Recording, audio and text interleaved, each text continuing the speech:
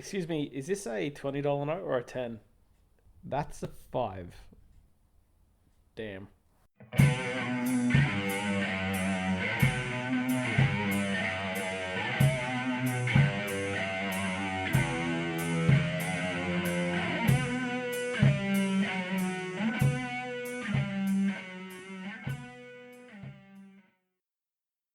Hello and welcome to the Blindseyepodcast, the podcast discussing everything you did and didn't want to know about being blind. My name is Connor, and we are back for 2021. Happy New Year. It's same crap, different year, it seems to be, so far, on the 16th day of the year. But anyway, I'm back. I had a nice break. Hope everybody did too. And today I thought we would talk about paying for things. So using money, using cash, using FPOS machines, banking, the troubles you kind of have, and some of the creative ways you get around doing different things, and basically everything in between. As usual, disclaimer, just my thoughts and opinions. Everybody does it differently. You know the drill. Okay, so when it comes to money, I thought we'd start with the easiest stuff first, so cash and coins.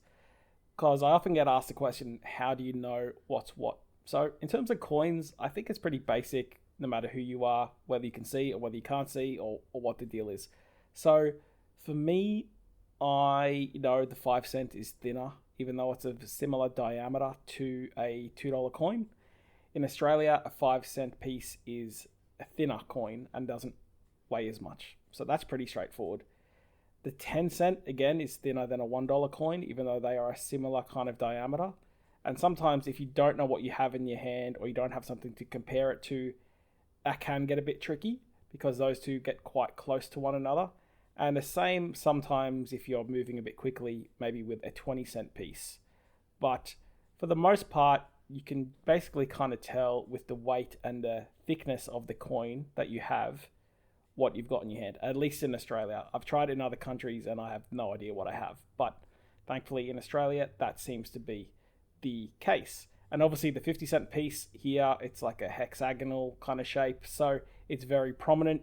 You're not going to get that one confused. Now, in terms of cash, until quite recently, Australia had a different kind of cash system, as most people would know if you're listening in Australia, where now we have dots to tell us, us meaning somebody who's blind or low vision, what note we have in our hand. But it used to be that it was just plastic money, because our money's plastic, not paper, and you would basically tell by how long each note was. So if you put them on top of one another, you would know that the shortest one in the circulation is a $5 bill. The second smallest note is a $10 bill. The third smallest note is a $20 bill. And the next one up is longer again, is the $50 bill. And then the $100 bill, which I don't think I've ever touched, but that's how it runs. Now, obviously, that's cool and you can work that out, but you have to know what you have in your hand in order to be able to gauge what it is that you actually have. So if you have a $10 note and a $20 note, you might think, well, is the small one, is that a 5? Or is it a 5 and a 10 I have? Or is it a 10 and a 20 I have? Or is it a 20 and a 50 that I have? So unless you know what one of the notes are, it can be quite difficult to tell what your sort of base of operations is to know what the rest are. Now, thankfully, in the last couple of years, Australia's got their act together with that. And there was a kid who I often get confused for. His name was Connor. He's much younger than me, but I often get asked by people in the blind community, are you the Connor who changed things? No, I wish I was. But he basically complained to the Reserve Bank and said, you guys should try this. And for some reason, it took a 14-year-old giving them this idea. But basically, the idea was to put different raised dots, kind of similar to Braille, but it's not actually Braille, on each note. So on the $5 bill, the new $5 bills they have, there is one bump on it. On the $10 bill, there's 2 bumps on it, 20, 3, 50, 4. Again, never felt a $100 bill, so I'm assuming it has 5. But that is a really simple way now, because now you don't have to know what bills you also have to know, well, is this one a 5 and a 10 or whatever, the problem I just explained before. And that works really, really well, thankfully. So before these new tactile notes came in, what used to be the case was you could kind of get these cards where you would put the end of your note at one end of the card, you fold it over the other, and it would come down to a raised line as you folded it over the top. And basically, it would allow you to measure the note. So if the note went so far down this card, you would be able to feel a 5 or a 10 or something like that. And that would tell you what it is that you had. But it meant that you had to kind of hold that card in your wallet so you knew what it was at all times. And it can be a bit awkward, you're at the shops and you realize you haven't checked your money out to know what's in there. And then you don't want to be in the line going, oh, wait, everybody, I just need to find my card and then flip it over the top and see how far the note comes down, and then I'll know whether it's a 5 or a 10 or whatever. So even though it exists, it wasn't always practical. The other thing that was done was, in some places you could buy a wallet, and as we all know, most wallets have a coin section and they have a card or a money section.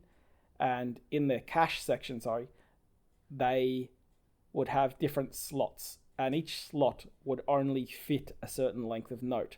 So there would be a slot for a $5 bill, and nothing but a $5 bill would fit in there. So assuming you knew which order the slots were going in for what denomination, you would know what notes you had, because those were the only ones that could fit into that section. Now, I never had one of them, but I believe that they exist. As I said, in other parts of the world, it's different. I'm sure every country who has blind or low vision citizens work out a method. But for me, I've only really traveled either to Europe or to the United States. And in both, I had no idea what was what. And I guess, if you're not there for too long, why would you know? But in neither of those places could I really work out a good method to know what I had. First reason is both of them have really flimsy notes because they're made out of paper or linen, I think they are in the United States, but they rip really easily, so that's just not good for anybody, no matter who you are.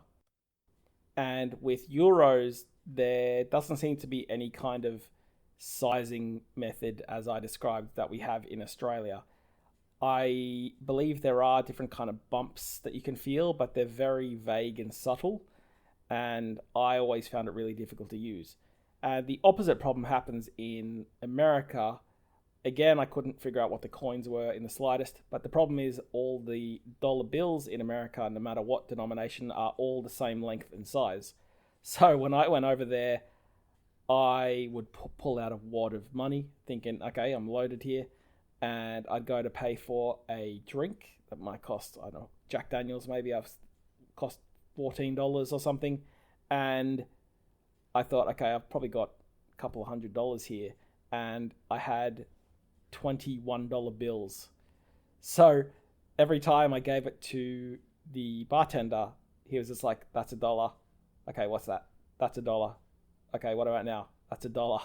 So the entire wad in my hand was about $20, but it seemed like so much more. So that was kind of tricky to get used to. My friend actually, who was from the States, told me that what he used to do was he would fold each denomination in a different way. So for a $5 bill, you might turn down one corner. For a $10 bill, you might turn down two corners. Or for a $20 bill, you might fold it lengthways and all these different kinds of things. But then it relies on you knowing which way you fold what, and you still have to find out what it is you have in your hand so that you know to fold it in the right way for later on.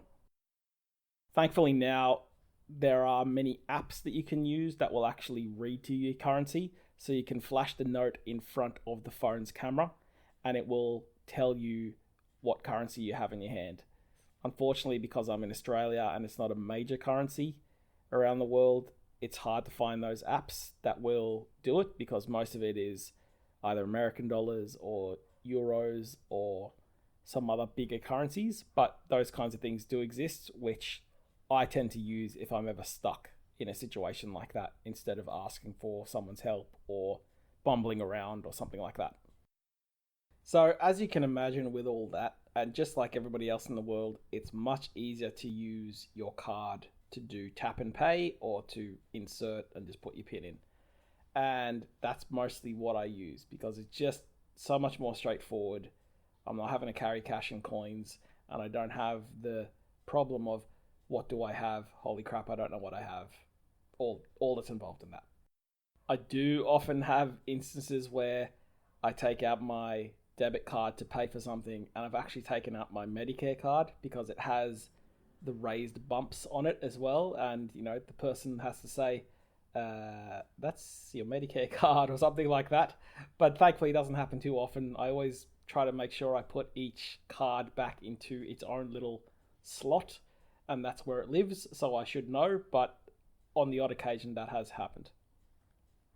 So when it comes to using FPOS machines, it's actually pretty straightforward. So now mostly I do tap and go, but if I need to use a PIN, then I'll just insert the card. And you'll notice, because I often get asked that question, well, how do you punch your number in and all that? But you'll notice that on the 5, just like on the old school telephones and stuff like that, there's a little bump.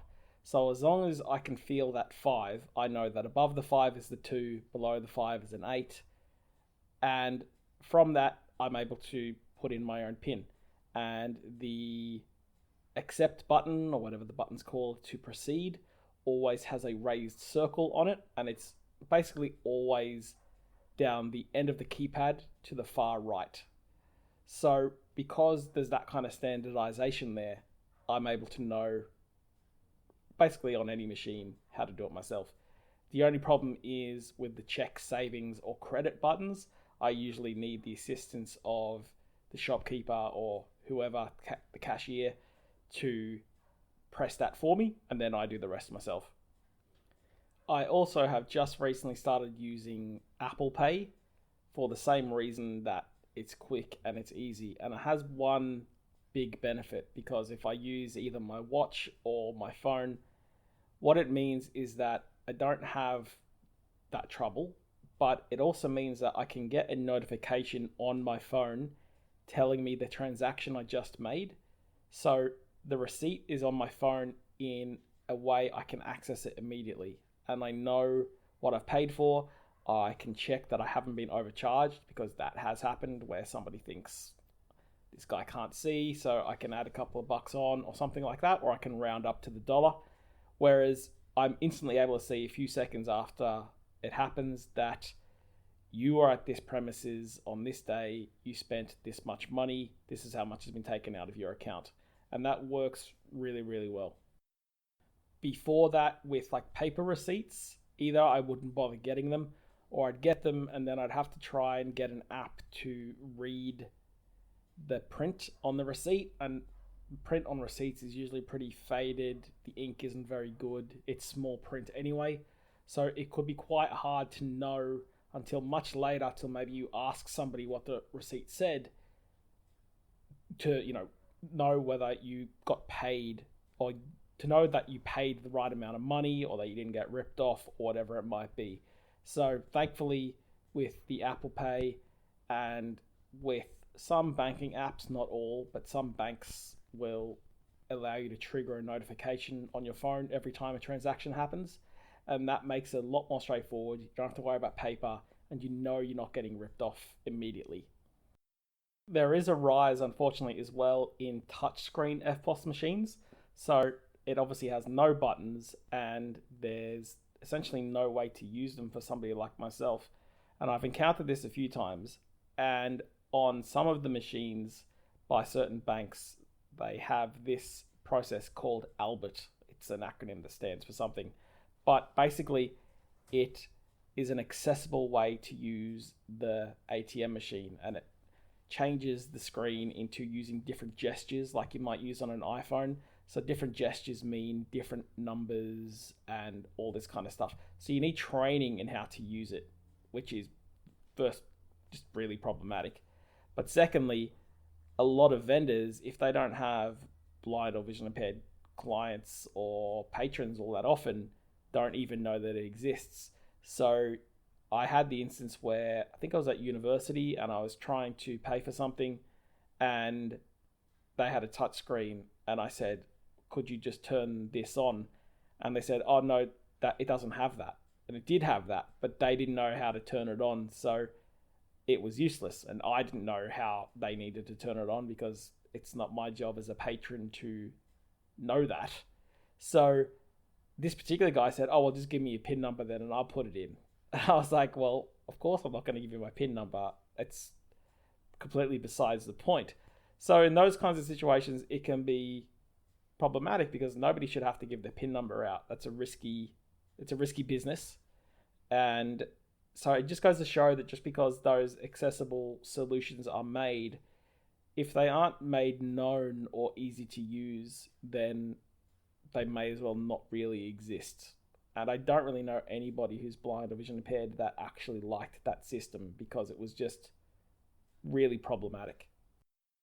I also finally didn't mention ATMs. So ATMs can be used, but again, a lot of them aren't standardized, so each bank will have a different system.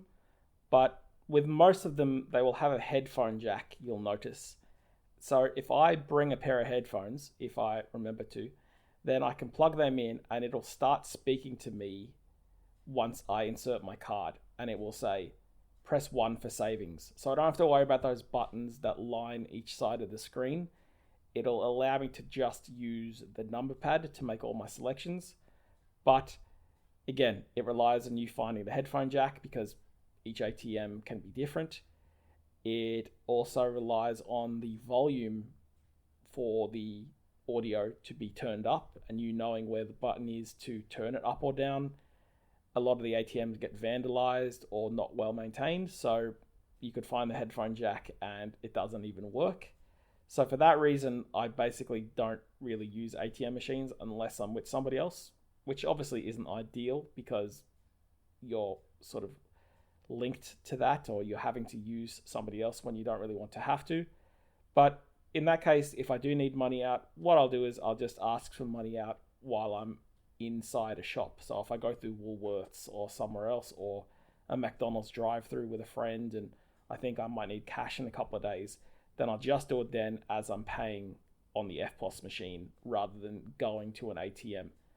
Plus, it's also a little bit daunting using an ATM machine because people get scammed. Sometimes there are cameras around looking to see what PIN number you're putting in, or you feel that you're taking too long and people behind you might be getting annoyed because it takes you a little bit longer to do it. So for all those reasons, I don't really use it. And I also just don't really like the idea that maybe somebody going, this guy's blind, he's just after withdrawing cash. After seeing him withdraw cash, he's an easy target. Now, it's never happened to me, but there has been times where it has happened to people. So that's why I just try to avoid it as much as possible. And I guess finally, it really just comes down to safety because obviously that's an issue, and security. Because as I said, sometimes you'll have people where they want to know your PIN because you're coming up against difficulty, or you might have people that want to watch you put in your PIN. But I've also had instances, say, in a taxi where I'm waiting to pay and the taxi driver doesn't expect me to be able to find the EFTPOS machine. So I had a few instances where I would be holding my card in my hand, waiting for them to pass me the machine, and they would just grab the card out of my hand and tap the machine. And in some ways, people would say, oh, well, what's the problem with that? But at the end of the day, it's my money. I don't know that the machine they're after tapping it on is a legitimate machine or whatever. And it's my property, it's my money. So a friend of mine, he said, look, instead of holding your card in the hand closest to the taxi driver, hold it in the hand furthest away from the taxi driver, because then he has to be a lot more awkward about reaching across your body if he attempts to try and do that. So thankfully, now that I do that, it doesn't happen anymore. And I get a bit more forceful about saying, no, guide my hand to the machine or give me the machine. Because, yeah, it's just not a really good thing for anybody to be doing, no matter their circumstances. I also learned the lesson the hard way about trusting people, because some years ago, especially when it came to ATMs, it was kind of before touch technology was very big, and it was before Apple Pay and all that kind of stuff was out, that there was somebody that I thought I could trust, and instead of me worrying about the ATM, I, like an idiot, gave my card to her, and she's just like, oh, look, I'll just go and duck to the ATM, and like, how much money do you want out? And I didn't realize until later that she was actually taking more money off the top, and it wasn't until I read my transactions, which I get via email, that I realized that she was stealing from me. So that was a good way to learn, basically just don't trust people, because it's a bad precedent. You never really know, and people sometimes will get away with whatever they think they can get away with. So anyway, look, that's this week. I hope that was interesting. It's my first episode back since Christmas. So as usual, you can get in touch with the show by emailing blindseyepodcast@gmail.com. That's BLINDSEYE podcast@gmail.com. I'm on Twitter @blindseyepod. You can find me on Facebook if you search for Blindseye Podcast. And I've also just got Instagram, because, videos and photos from a blind dude will be interesting and a natural talent of mine. So if you search on Instagram for Blindseye Podcast, all one word, then you should find me on there. So thanks very much for listening, and I'll be back next week. Cheers.